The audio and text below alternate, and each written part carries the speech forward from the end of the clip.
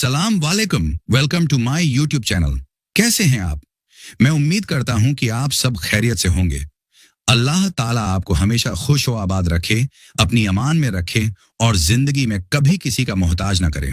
आमीन। दोस्तों, आज जो कहानी मैं आपकी खिदमत में पेश करने जा रहा हूं, ये हमें पंजाब के एक दूर दराज इलाके से अफजल बख्श साहब ने भेजी है। ये महज एक कहानी नहीं, बल्कि एक ऐसा खौफनाक और लर्जा खेज तजुर्बा है जिसने सुनने वालों के रोंगटे खड़े कर दिए। इस वाक़े ने फजल बख्श की जिंदगी और सोच को हमेशा के लिए बदल कर रख दिया। इस खौफनाक कहानी को शुरू करने से पहले आपसे गुजारिश है कि वीडियो को लाइक करें और एक प्यारा सा कमेंट कर दें। तो चलिए खौफ के इस सफर का आगाज करते हैं। मेरा नाम फजल बख्श है। मैं पंजाब के एक छोटे से गांव में रहता हूं। हमारे गांव का नाम चक नंबर 37E है, जो मरकजी शहर से काफी दूर वाक़ है। ये एक ऐसा पसमानदा इलाका है 87C, जहां न तो कोई अस्पताल है कि इमरजेंसी में मरीज को फौरन तिब्बी इमदाद मिल सके, न ही बच्चों के लिए कोई मुकम्मल स्कूल और न ही रोजगार की कोई ढंग की सहूलत। चारों तरफ फैले हुए खेत, धूल उड़ाते कच्चे रास्ते और गुर्बत की चादर में लिपटे हुए कच्चे मकानात, बस यही हमारी कुल कायनात थी। मेरा ताल्लुक एक निहायत गरीब किसान घराने से है। मेरे वालिद साहब के पास जमीन का थोड़ा बहुत टुकड़ा था, जो उनकी वफात के बाद भाइयों में बढ़ गया, और मेरे हिस्से में जो आया वो इतना कलील था कि उसे साल भर की रोटी पूरी करना भी एक ख्वाब लगता था। मैंने बचपन से ही होश संभालते ही मजदूरी शुरू कर दी थी। कभी सख्त गर्मी में खेतों में पानी लगाता, कभी मिट्टी खोदता और अक्सर गांव के वड़ेरों के मवेशियों की देखभाल करता। जिंदगी बस जैसे तैसे गुजर रही थी। मेरे 2 बच्चे हैं, एक बेटी जो 8 साल की है और बेटा जो अभी 5 साल का है। मेरी बीवी बहुत साबिर और शुक्रगुजार औरत है। गुर्बत और तंगदस्ती का दुख हर वक्त उसकी आंखों में झलकता है, मगर जबान पर कभी शिकवा नहीं आया। मैं अक्सर रातों को जागता और परेशान होता कि न मुस्तकबिल का कोई पता है, न घर की जरूरियात पूरी हो पाती हैं। दिन रात की मशक्कत के बावजूद महीने के आखिर में जेब खाली ही रहती थी। एक बाप के लिए इससे बढ़ी अजियत और क्या हो सकती है कि बच्चे किसी चीज की फरमाइश करें और वो पूरी न कर सके। एक दिन मैं हस्बे मामूल गांव के चौक पर मजदूरी के इंतजार में खददा था। जून का महीना था और दोपहर की धूप ने सबको निढाल कर रखा था। करीब ही एक जीप आकर रुकी। हमारे गांव में ऐसी गादियां कम ही आती थीं, इसलिए सबकी नजरें उधर उठ गईं। गादी का शीशा नीचे हुआ और अंदर से एक सूट पहने हुए शख्स ने मुझे इशारा किया। मैं करीब गया तो पहचान गया। ये मिटर नारन चौधरी रियाज नामन साहब थे, जो हमारे गांव के पुराने जमींदार चाचा असलम के बेटे थे। वो सालों पहले शहर मुंतकिल हो गए थे और सुना था कि वहां उन्होंने बहुत बड़ा कारोबार जमा लिया है। उन्होंने मुझे पहचान लिया और बोले, ओ फजल बख्श, मैं तुम्हें जानता हूं, तुम एक मेहनती आदमी हो। अगर तुम मेरा फार्म संभाल लो तो मैं तुम्हें अच्छी तनख्वाह दूंगा, रिहाइश भी वहीं होगी और खाना भी। बस मुझे एक ईमानदार बंदा चाहिए जो वहां टिक सके। उन्होंने बताया कि उन्होंने गांव से तकरीबन 10 किलोमीटर दूर अपनी एक वीरान जमीन पर एक बड़ा गोट फार्म 10 किलोमीटर दूर अपनी एक वीरान जमीन पर एक बड़ा गोट फार्म शुरू किया है, जिसमें 100 से ज्यादा कीमती बकरियां हैं। मेरी आंखों में जैसे उम्मीद की चमक आ गई। ऐसे वक्त में जब 4 दिन की मजदूरी के बाद भी जेब खाली हो, अगर कोई मुस्तकिल काम और छत दे दे तो वो गरीब के लिए किसी नेमत से कम नहीं। मैंने बगैर किसी ताखीर के, एक लम्हा जाया कि बगैर हाँ कर दी। उसी शाम को मैंने अपना मुख्तसर सा सामान एक पुरानी बोरी में बांधा और उनके साथ जाने के लिए तैयार हो गया। बच्चों को प्यार किया, बेटी के सर पर हाथ रखा। बीवी की आंखें नम थीं, मगर उसके चेहरे पर सुकून था, जैसे अल्लाह ने रिस्क का कोई नया दरवाजा खोल दिया हो। गाड़ी गांव के कच्चे रास्तों से होते हुए एक सुनसान और वीरान जमीन की तरफ बढ़ने लगी। शहर की रोशनियां पीछे रह गईं और हम वीराने की तरफ बढ़ने लगे। तकरीबन आधे घंटे के सफर के बाद आबादी का नामो निशान मिट गया।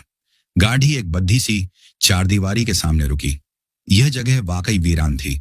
चारदीवारी के अंदर लकड़ी की एक बद्धी झोंपड़ी शेड बनी हुई थी, जहां बकरियां बंधी थीं। साथ एक खुला मैदान था जहां बकरियां चरती थीं। एक तरफ चारे का स्टोर था और दूसरी तरफ बिल्कुल कोने में एक छोटा सा पक्का कमरा था जहां मुझे रहना था। पहला दिन बहुत अजीब था। बकरियों का शोर, उनके अंदाज, उनकी खुराक, दवाई, सफाई और सबसे बढ़कर उनकी गिनती, सब कुछ मेरे लिए नया था। मैंने कभी इतनी बकरियां एक साथ नहीं देखी थी। हर तरफ मिमियाने की आवाजें थीं, लेकिन मुझे मेहनत की आदत थी और गुर्बत ने कभी पीछे हटना सिखाया ही नहीं था। मैंने दिल लगाकर काम शुरू किया। पहले महीने मेरे हाथ पांव फूले रहते। कई बार रात को 2-2 घंटे नींद न आती, क्योंकि बकरियों में से किसी की तबीयत खराब हो जाती या कोई अजीब सी आवाज सुनकर लगता कि कोई चोर दीवार फांद रहा है। लेकिन जैसे जैसे दिन गुजरते गए, मैं काम सीखता गया। दूसरे महीने में मैंने चारा काटने और पानी का निजाम खुद संभाल लिया। तीसरे महीने में 2 बकरियों ने बच्चे दिए, जिन्हें संभालने की जिम्मेदारी भी मेरी ही थी। फार्म पर दिन लंबे होते थे और रातें मुख्तसर मगर भारी। वहां दिन या रात का कोई खास मतलब नहीं होता था, बस काम ही काम। बारिश हो या धूप, बकरियों को संभालना होता था। मैंने अपनी एक रूटीन बना ली थी। सुबह सूरज निकलते ही चारा काटने जाता, फिर दोपहर को सफाई करता और दवाई चेक करता। शाम को सबसे अहम काम गिनती करना होता था और रात को बारी बारी निगरानी। उन 100 बकरियों में एक बकरी बहुत अजीब थी। उसका रंग बिल्कुल सियाह था, जेट ब्लैक। मैं उसे वॉन काली कहता था। वो बाकी बकरियों से अलग थलग रहती थी। उसकी आंखें आम जानवरों जैसी नहीं थीं। उनमें एक अजीब सी वहशत और समझबूझ थी। वो अक्सर रात के वक्त बिलावजह दरवाजे की तरफ मुंह करके अजीब सी आवाजें निकालती, जैसे किसी नादीदा चीज को देख रही हो। 4 माह ऐसे गुजर गए जैसे पलक झपकते। अब वो फार्म मेरे लिए अजनबी जगह नहीं रहा था, बल्कि मेरा अपना आंगन बन चुका था। मैं तन्हाई का आदी हो चुका था। एक दिन सुबह के वक्त अचानक गाड़ी की आवाज आई। मैं छोटे से कमरे से निकलकर बाहर आया तो देखा मालिक चौधरी रियाज खुद आए थे। उनके साथ 2 लोग और थे, शायद डॉक्टर वन अमजद डार्न, वेटरनरी डॉक्टर। उन्होंने तमाम बकरियों का तफसीली मुआयना किया, कुछ कागजात देखे और मुझसे पूछने लगे, फजल बख्श, कोई दिक्कत तो नहीं? बकरियों की सेहत कैसी है? मैंने पूरी ईमानदारी से हर बात बताई। कब क्या खर्च हुआ, किस बकरी ने बच्चा दिया और कौन सी बीमार है। वो मेरा रिकॉर्ड और सफाई देखकर बहुत खुश हुए। मेरी पीठ थपथपाई और कहा, तुमने तवक्को से बढ़कर काम किया है फजल। तुम पिछले 4 महीनों से यहाँ कैद हो। जाओ, कुछ दिन आराम कर लो, घर चले जाओ। 3 दिन की छुट्टी तुम्हारी। जब मैं गांव पहुंचा तो बच्चों की खुशी दीदनी थी। बेटी मेरे गले लग गई। बेटा मेरे साथ साथ घूमता रहा। बीवी ने रिवायती साग और मकई की रोटी बनाई। वो पुराना घर, जिसकी दीवारें कई जगह से टूटी हुई थीं, मेरे लिए उस वक्त किसी महल से कम न था। इन 3 दिनों में मैंने भरपूर जिंदगी जी। दोस्तों से मुलाकात, रात को माँ की कब्र पर फातिहा ख्वानी और बच्चों के साथ खेलना, सब कुछ रूह को सुकून दे रहा था। लेकिन दिल के किसी कोने में फार्म की फिक्र भी मौजूद थी। मुझे बार बार काली बकरी का ख्याल आता कि पता नहीं वो कैसी होगी। चौथे दिन फज्र के बाद मैंने रुखसत ली। बच्चों ने बहुत जिद की कि अब्बू एक दिन और रुक जाएं, लेकिन मैं जानता था कि फार्म पर 100 बकरियां और मेरी जिम्मेदारी मेरा इंतजार कर रही है। मुझे क्या खबर थी कि मैं जिस जगह वापस जा रहा हूं, वहां मौत और दहशत मेरा इस्तकबाल करने के लिए तैयार बैठी है। जब मैं फार्म पहुंचा तो दोपहर का वक्त था। सब कुछ वैसा ही था, बस कुछ खामोश सा। हवा में एक अजीब सी खुनकी थी। मैंने गेट खोला, अंदर दाखिल हुआ और सीधा अपने कमरे में जाकर कपड़े दिख रखे।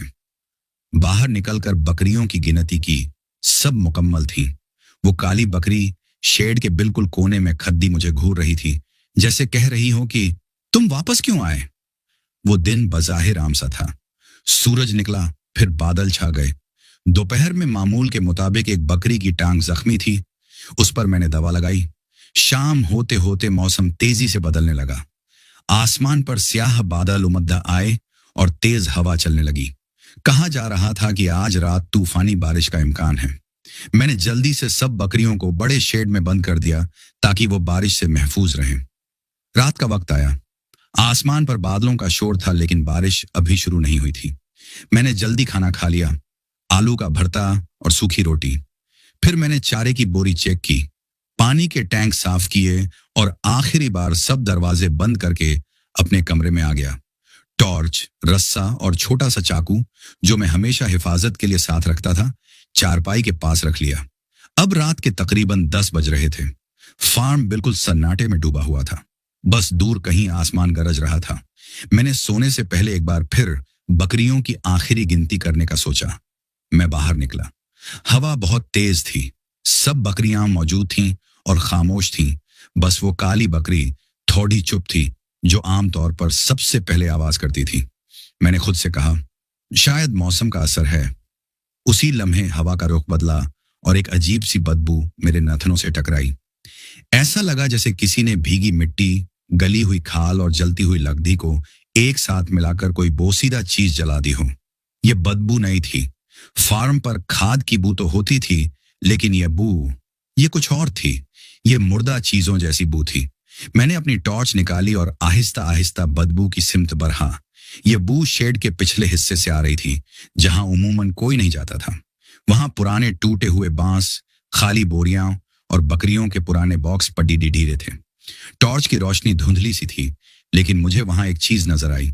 कोई साया, जैसे कोई इंसानी हयूला आहिस्ता से हरकत करके दूसरी तरफ गया हो। मैं फौरन रुक गया। सांस थोड़ा तेज हुआ। शायद कोई जानवर होगा, बिल्ली या कोई जंगली कुत्ता। लेकिन दिल में एक अनजानी घबराहट बैठ गई। मैंने वहीं खड्डे होकर ध्यान से सुना। मुकम्मल खामोशी, जैसे कोई सांस रोककर छिपा हो। फिर एक अजीब सी सरसराहट हुई, जैसे खुश्क पत्तों पर किसी के नंगे पैर चल रहे हों। मैंने फौरन गरजदार आवाज में पुकारा, कौन है? फार्म है ये, चोरी का ख्याल भी ना लाना। मेरी आवाज गूंजी, लेकिन जवाब में कुछ नहीं मिला, बस खामोशी। मेरे हाथ कांप रहे थे। मैंने रस्सा, टॉर्च और लकड़ी का डंडा उठाया और फार्म के चारों तरफ चक्कर लगाने लगा। हर झाड़ी, हर दरख्त, हर साया मुझे अजनबी और डरावना लगने लगा। हवा अब कुछ तेज हो रही थी। बादल जोर से गरज रहे थे, लेकिन अभी तक बारिश की पहली बूंद नहीं गिरी थी। डरते डरते मैं वापस अपने कमरे में आया। दरवाजा अंदर से बंद किया, कुंडी चढ़ाई और कुर्सी पर बैठ गया। दिल बेचैन हो चुका था। नींद आंखों से कोसों दूर थी। कमरे की छत पर लकड़ी के शहतीर थे, जो हवा के जोर से हल्के हल्के चरचरा रहे थे। अचानक कमरे की खिड़की, जो हमेशा अंदर से बंद रहती थी और जिसके बाहर लोहे की जाली थी, एक अजीब सी आवाज के साथ हिली। न जोर से न तेज, बस जैसे किसी ने उंगली से धक्का दिया हो। थक। मैं अपनी जगह से चौंक कर उठा, खिड़की की तरफ गया। शीशा धुंधला था, लेकिन बाहर कुछ हल्की सी हरकत दिखाई दी। मैंने सांस रोक कर देखा। एक लम्हे के लिए मुझे लगा कोई चेहरा है। नहीं, शायद कोई गलत फहमी है। मैंने खुद को तसल्ली दी और पीछे हटने लगा। जैसे ही मैंने कदम पीछे लिया, खिड़की पर एक बार फिर दस्तक हुई। इस बार आवाज साफ और वाज़ेह थी। थक थक थक। मेरे जिस्म में जैसे बिजली दौड़ गई। ये क्या था? रात के 11 बज चुके थे और फार्म के आसपास मीलों तक कोई इंसान नहीं रहता। मालिक कभी इतनी रात को नहीं आता, और अगर कोई मेहमान या चोर भी होता तो दरवाजा खटखटाता या शोर मचाता। पिछली तरफ वाली खिड़की पर कौन दस्तक देगा? मैं पीछे हटा। लकड़ी का डंडा मजबूती से पकड़ा, लेकिन खिड़की से अब कोई आवाज नहीं आ रही थी। दोबारा खामोशी छा गई, लेकिन अब वो खामोशी मामूल की नहीं थी। अब उसमें कुछ छिपा हुआ था, कुछ जो आने वाला था। और फिर बारिश की पहली बूंद गिरी। बारिश ने जोर पकड़ लिया था। छत पर बूंदें यूं टकरा रही थीं जैसे कोई ऊपर से पत्थर बरसा रहा हो। हवा के बगुले बाहर शोर मचा रहे थे। कमरे के दरवाजे के नीचे से पानी अंदर रिस रहा था और हर चीज में एक खुनकी घुल गई थी। लेकिन मेरे जिस्म से खौफ के मारे पसीना बह रहा था। मैंने लकड़ी का दरवाजा चेक किया। कुंडी मजबूत थी और अपने पलंग के पास खड्डा होकर बाहर की आवाजें सुनने लगा। कुछ नहीं, बस बारिश का शोर। तभी अचानक बाहर से एक हल्की सी रोने की आवाज आई।